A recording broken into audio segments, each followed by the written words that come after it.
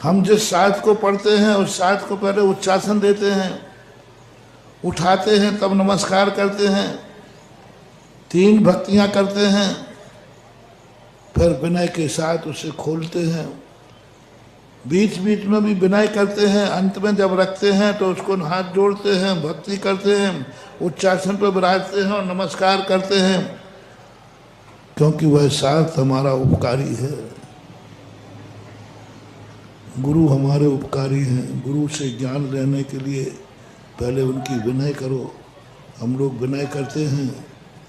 गुरु से ज्ञान लेने के लिए हम पहले उनकी भक्ति करते हैं, कायेश्वर करते हैं, विनय करते हैं, फिर हाथ जोड़ करके उनसे ज्ञान लेते हैं।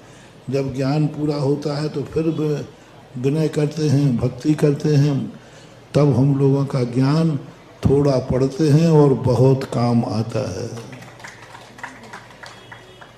जितनी तुम जिज्ञासाएं करते हो ये सब हमने पढ़ी थोड़ी हैं। तुम्हारी तो जिज्ञासा का पता ही नहीं कहाँ से कर दो। जैसे वो IPS ऑफिसर का इंटरव्यू होते ना, कोई जरूर नहीं कहाँ से पूछने। अब एक इंटरव्यू में पूछ लिया कि भाई ये बताओ, बीरबल की कहानियों में है, बादशाह ने कहा ये बताओ तुम्हारी पत्नी के हाथ में कितनी चूड़ियां हैं आज?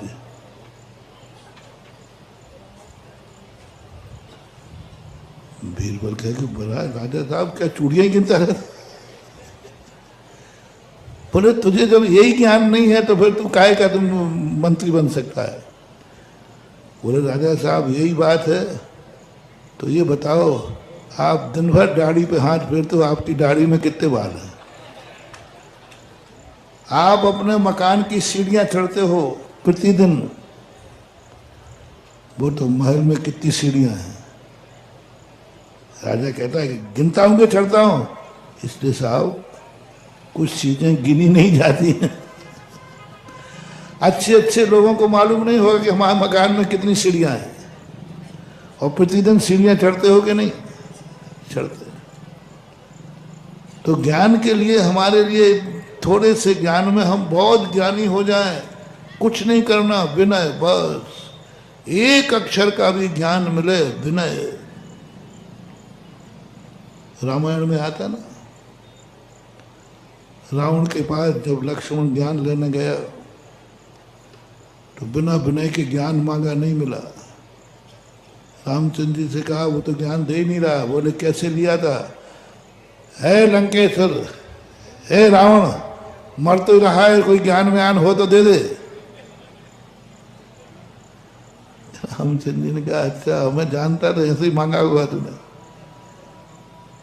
तो क्या करें? पहले उसकी विनय करो। रावण की विनय, रावण की विनय नहीं है, ज्ञान देने वाले गुरु की विनय। ज्ञान देने वाले गुरु की विनय, ज्ञान देने वाले की विनय कर रहे हो, जाओ विनय करो। पैरों के पास खड़े होना और विनय से बोलना, हे लंकेश्वर। अभी जिंदा है वो, लंका का राजा है। हे लंकेश्वर, आप महान ज्ञानी, पहले तो स्तुति करो, आप महान ज्ञानी हैं, आपके ज्ञान का कोई पार नहीं है। आज मेरा मन हुआ है, मैं आपसे विनय पूर्वक कहता हूं, कुछ ज्ञान मुझे भी दे दीजिए। जैसे ही विनय की, रावण ने ज्ञान देना शुरू कर दिया। यानी दुश्मन से भी, पापी से भी ज्ञान लेना है तो विनय के साथ ज्ञान लो। हम बिना विनय के ज्ञान लेते हैं, इसलिए ज्ञान खत्म हो जाता है। जैन दर्शन में पूज्यवत जिनसेन स्वामी ने महापुराण के अंदर बहुत गजब की बात इसी संबंधी कही। एक दिन आदिनाथ अपनी प्रजा को लेकर ऋषभ देव के पास पहुंचे। ऋषभ देव के महल में पहुंचे। ऋषभदेव घबरा गए, पिताजी आप मेरे दरवाजे आपको कोई ज़रूरत थी तो मुझे बुला लेते। लगता है मेरे से कोई गलती हुई है। लगता है आपको ये मालूम चल गया कि मेरा बेटा तीर्थंकर है, शायद मेरे बुलाने से नहीं आएगा, मेरा अपमान हो जाएगा। जरूर मेरे में कोई अहंकार आ गया है, जरूर मैंने कोई गलती की है, इसलिए आप मेरे दरवाजे महानुभाव बड़े, जब तुम्हारे दरवाजे आ जाए शर्म से पानी हो जाना। गर्व की बात नहीं, अरे मैं वो आदमी हूं कि मेरा बाप भी मेरे दरवाजे आए बिना, मुझे बताए बिना कहीं जा नहीं सकता। कालर यूं करते हो, तुम्हारे यही विनाश का कारण है। बड़े यदि तुमसे पूछ ले मैं तो विनाश है, बड़े तुम्हारी आज्ञा ले मैं तो विनाश है, बड़े तुम्हारे सामने हाथ फैलाएं तो विनाश है, बड़े तुम्हारे कमरे में आ जाएं तो विनाश है। नियम से कोई गलती हुई है, आप मेरे दरवाजे क्यों?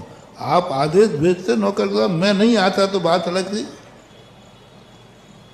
पिताजी आपने अच्छा नहीं किया, या तो गलती बताओ या आप हमें शर्मिंदा करने आए हैं, दुनिया के सामने हमारी बेइज्जती करने आए हैं कि मेरा बेटा इतना अहंकारी है, तीर्थंकर है ना, बाप को भी जरूरत पड़ती है तो बेटे के दरवाजे जाना पड़ता है। यही बदनाम करना चाहे तो आप मुझे, दुनिया यही कहेगी कि तीर्थंकर इतने अहंकारी होते हैं कि बाप को भी अपने दरवाजे बुलाते हैं। ऐसा क्यों किया बता दिया। ना भी रहा है, थोड़ी देर चुप रहे, बोले बेटा तू भली तीर्थंकर है, सारा ज्ञान तुझे ही नहीं है, तू तीर्थंकर है तो मैं तीर्थंकर का बाप हूँ।